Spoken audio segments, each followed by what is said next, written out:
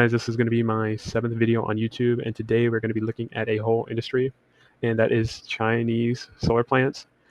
These stocks have absolutely gotten hammered, and I've been kind of looking and waiting, seeing what's going on. But a lot of it had to do with uh, supply outpacing demand, interest rates going up, which one thing about these stocks I want to get right into the video is that every single one of these stocks, I swear to you, I don't think one has a ratio of 1. So they all are loaded with debt.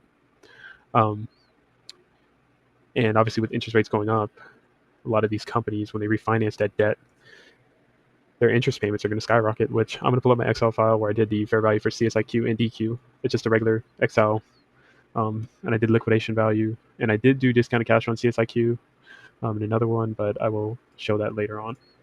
So I got a fair value of $22 a share, and obviously DQ. It has DQ. The thing about the DQ stock is that it really has no liabilities, but it has a lot of assets. So there's not really much risk of bankruptcy or any interest rate risk. But one thing when I was analyzing CSIQ and I was reading through the SEC filings is we're starting to see these um, interest expense. It went up 53.6%. So we're seeing those high interest rates kind of destroy these companies. And then, mix it with oversupply, lower prices. These stocks are getting absolutely hammered. And I noticed they are issuing stock too. Was another thing. And obviously, with most of these stocks, they all are kind of in some lawsuits with anti-dumping laws and stuff like that they have to follow, which that's normal with these companies. But the thing about that happened today, the biggest development today was that the Chinese government, let me actually pull up the article. The Chinese government, I think, we're just going to read through this. New efforts, potentially including the government intervention, are required to crack down on sales of equipment and materials at below cost prices. On Tuesday, WeChat posted a statement described a May 17th meeting attended by the company executives and officials in administrative industry and information technology. It is better to solve the current industry difficulties through market orientation means, the association said. However, the government's visible hand should be also fully utilized. So these companies, you can even see here, look at this company. Holy crap. I mean, these companies are getting hammered. And they're starting to see, well, maybe we need to stop or put a small halt on creating new solar panels so this oversupply could, get bought up. Including cracking down, but have yet to see any.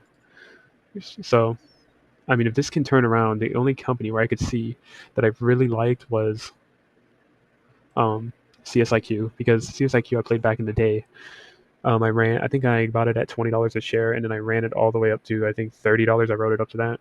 But I think that's the only stock, and I did the discounted cash flow on it, and I got a fair value of $23, and that's with calculating that if they had a down year, negative 8% earnings. So, I mean, if things start to turn up and we go back to that time, then this company could go back to that $40 share high. And obviously, when I'm researching these companies, a lot of them are Chinese companies, so it's very hard to, get an accurate picture of what's going on, because when I research Chinese companies, I usually look at who's doing their auditing and what accounting firm and stuff like that. But some companies were just late; they didn't even have their SEC filings out. Like this company SOL didn't yet, which that one looked interesting, but they have not. They just delayed their, I think, quarterly filings. So I mean, you get these kind of suspect things, but when you're looking at these companies, one thing I got to say too is that if you truly believe that interest rates are going to come down within a year and you think they're going to start going down, then I would buy the stocks. But if you think that interest rates are going to go up or stay the same, then these companies are probably not the right choice, because they were probably either A, they're going to go down even more, B, they stay the same because it's already priced in, or C, things get so bad where they start refinancing this debt and the company can go bankrupt if interest rates stay high for a long period of time. So yeah, guys, there's risk in these stocks, but CSIQ, I think, in my opinion, is the best play. If you guys have, any other stocks that are Chinese solar that are cheap, post them down in the comments below. But that'll be the end of the video. I know it's kind of a weird video, but yeah, I mean, I did so much reading today on these companies because I've been just waiting on them, and it's just like I just don't know the debt load. The debt load for these companies is just what holds me back, because I really do not want to have a company with a high debt load when interest rates are going up. Now the Fed keeps edging investors, basically saying we're going to lower rates, okay, and they keep pushing it out. every single month. Oh, we're going to lower rates. We're in June. They said they're going to lower rates once. Did they? No, not cutting rates.